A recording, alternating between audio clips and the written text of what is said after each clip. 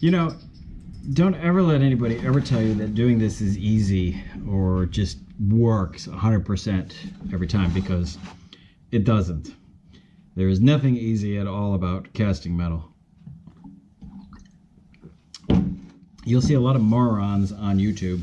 I've seen them. You guys have seen them too. People melting hot metal, aluminum or bronze or copper, and then they proceed to dump it on an iPhone and they get millions of views. Whatever. What we're actually trying to accomplish here is art.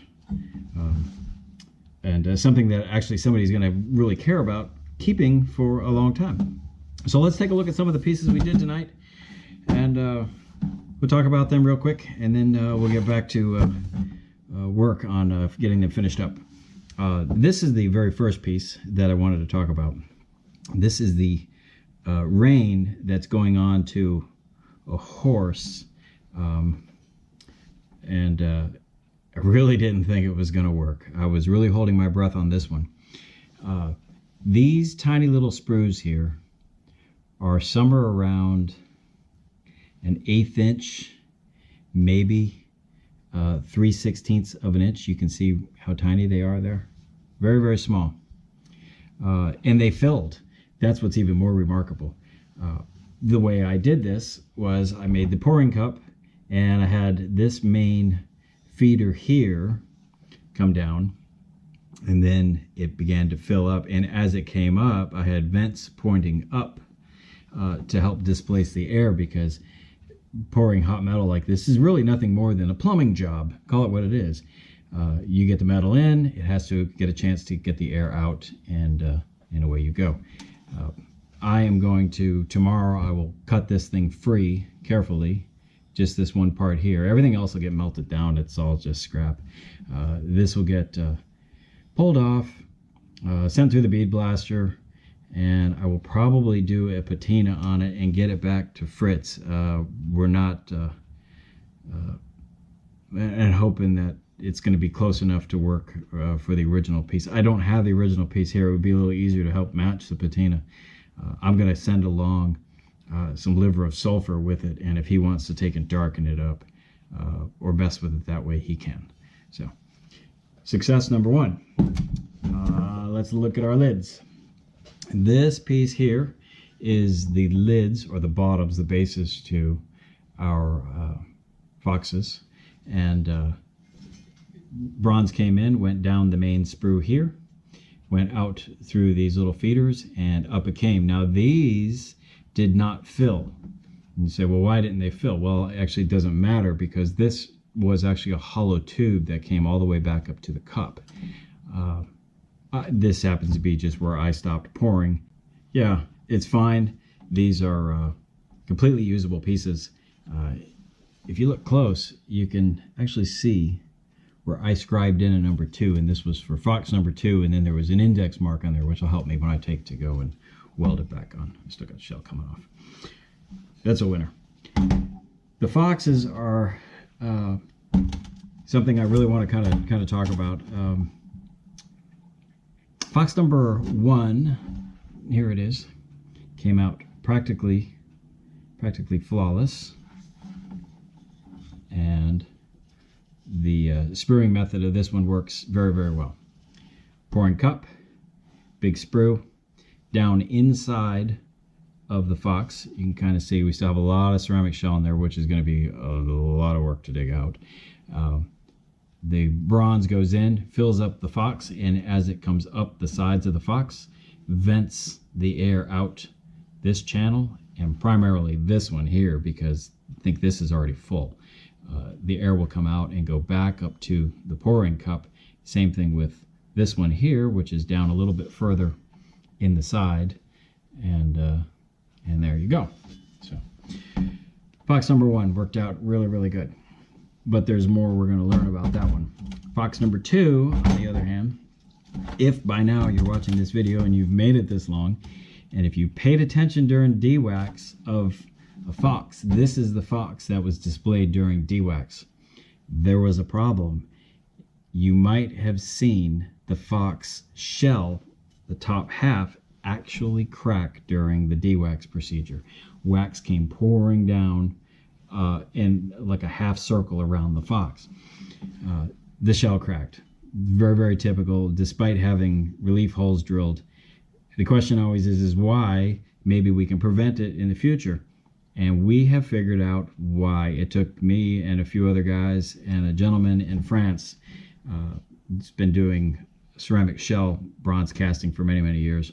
And he is just a wealth of information. And after about the third or fourth guess, he led me to it and we figured it out. It had to do with my ceramic slurry, the suspended slurry. What happens with the slurry is the longer you use it, the level of the bucket goes down, and due to evaporation and moisture being taken away from repeated dips with this thing covered in silica, it removes the moisture from it and your slurry actually becomes thicker. I didn't know really how thick it should be or how thin. I have noticed it getting a little thicker the more pieces I do. This time it reared its ugly head and it caused the shell to crack. When in the video after I did that, when you start the dewax, you gotta stay in there till the end. Even if it blows apart, maybe you can save it, and that's exactly what I did.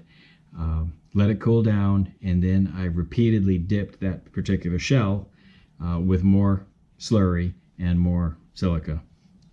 It was a thinned down slurry because by then we had figured it out. What led me to the discovery of this was fox number 1 had not been dewaxed yet, and I keep all my wax and the dipped waxes in the air conditioning. You want to keep the temperature constant, and the same thing with the slurry. The temperature of the slurry should be real close to the temperature of your wax pieces and the previously dipped pieces. It all should be on the same keel. This one I had found prior to being dewaxed that I was actually developing a crack in the exact same spot as the one I had already dewaxed. So I knew we had a problem, and I was able to execute a preemptive strike and get going on re-dipping over and over and over this one again. And that's why, of course, as luck would have it, number 1 came out great, and number 2, which is my fox, is going to need some work. So there we go. To the victor goes the spoils, so they say. Back to work.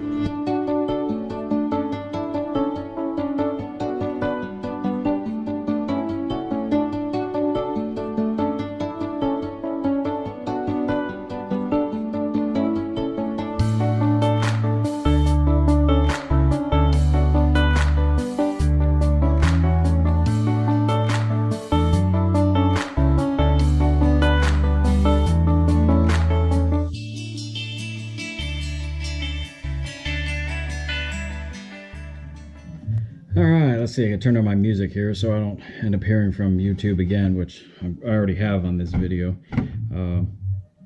The ending to this is going to be a little different, I'd say, than probably some of the other ones you've seen, but we got to do what we got to do. Fritz has a big show this weekend going on, in which by the time you see this will probably be 2 weeks ago. Anyways, there's a large show coming up, and these pieces need to mail ASAP first thing tomorrow, overnight, Saturday delivery. They got to get out of town. So I have just finished up pulling a 2-day marathon on 2 foxes and a horse rein. And so this is going to be your chance to take a look and see the Fibonacci fox by Fritz, Hoppe, and me. This is our corroboration of a fantastic piece of art, and he weighs close to 4 pounds. This fluorescent light's probably not doing us any favors here. He's finished in a liver of sulfur patina and then buffed back the high areas, but it maintains the swirl that was the name of the game with the fox.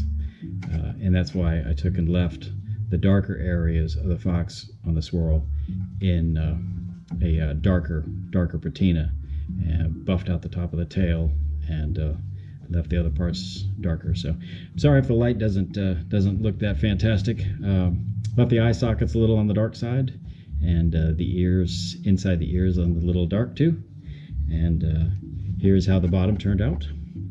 The bottom turned out, it looks like one solid piece, but we know that it's not. Don't tell anybody. So there is the fox. This is number 1. I've got number 2, and it still needs a lot of work, but we're getting to that. The horse rein is finished, and this is for the gentleman that passed away. This is for his statue. Fritz told me tonight it was 1980s Remington replica, I believe. Now, that piece had a lot of green in it, and I'm hoping that maybe they'll be able to do something with this to get the patina a little closer, maybe match it. I don't do anything with cupric nitrate, and but I understand ammonia will also turn bronze green, and I just checked with the wife, and we're straight up out of ammonia. So he's going to be able to bend this into place, hopefully, and attach it to the piece. And these two have to go out first thing in the morning. Well, thanks again for watching. I hope you all learned something. I know I learned a few things about this one. Most importantly was maintaining the thickness of the slurry. That one definitely did kind of come back and bite me. I had one other little hiccup, but we're not going to talk about that one. And if you're real sharp, it's actually hidden in this video. You'd have to kind of know what you're looking for, and maybe one of you can tell me what I did wrong. Not any of you that know the real answer. Don't be chiming in. Let somebody else have a go, because we all know I did a good one. But I won't do that one again. That's all I can say. Thanks for watching, and see you next time.